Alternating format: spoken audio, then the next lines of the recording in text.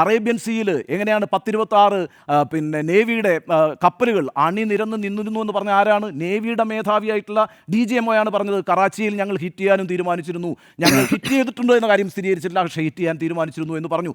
ഈ രീതിയിൽ എന്താണോ വ്യാഴാഴ്ച രാത്രി 8:30 മണി മുതൽ രാവിലെ 6 മണി വരെ നിരന്തരമായി റിപ്പോർട്ടർ TV അതിൻ്റെ പ്രേക്ഷകരോട് പറഞ്ഞുകൊണ്ടിരുന്നത്, ആ കാര്യങ്ങൾ വളരെ വ്യക്തതയോടുകൂടി തെളിവ് സഹിതമാണ് 72 മണിക്കൂറിന് ശേഷം 1.25 മണിക്കൂർ ദൈർഘ്യമുള്ള വാർത്താ സമ്മേളനം നടത്തിക്കൊണ്ട് ഈ രാജ്യത്തിൻ്റെ ഏറ്റവും ഉത്തരവാദിത്തപ്പെട്ട 3 സൈനിക ഉദ്യോഗസ്ഥർ പറഞ്ഞിരിക്കുന്നത്. അതുകൊണ്ട് ഈ വാർത്തകൾ നിങ്ങളെ ആ സമയത്ത് അറിയിക്കാൻ കഴിഞ്ഞതിൽ ഞങ്ങൾക്ക് വലിയ ചാരിതാർത്ഥ്യമുണ്ട് കേട്ടോ. അതുമായി ബന്ധപ്പെട്ട് ഒരുപാട് പരിഹാസങ്ങൾ ഉണ്ടായിട്ടുണ്ട്. ആ പരിഹാസങ്ങളെയൊന്നും നമ്മൾ ഗൗരവത്തിൽ കാണുന്നില്ല.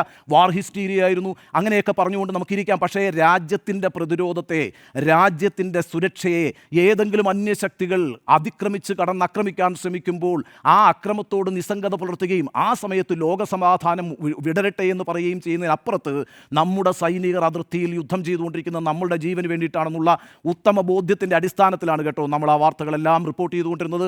ആ വാർത്തകളെല്ലാം റിപ്പോർട്ട് ചെയ്തതിൽ ഇപ്പോൾ അഭിമാനമുണ്ട്. ആ അഭിമാനത്തോടുകൂടി പറയട്ടെ, ഞങ്ങൾ പറഞ്ഞ എല്ലാ കാര്യങ്ങളും 100% ശരിയായിരുന്നു. ആ വാർത്തകളെല്ലാം ശരിയായിരുന്നു എന്നതിൻ്റെ തെളിവാണ് ഇപ്പോൾ ഈ പറഞ്ഞ സൈനിക മേധാവികൾ നടത്തിയിരിക്കുന്ന വാർത്താ സമ്മേളനം.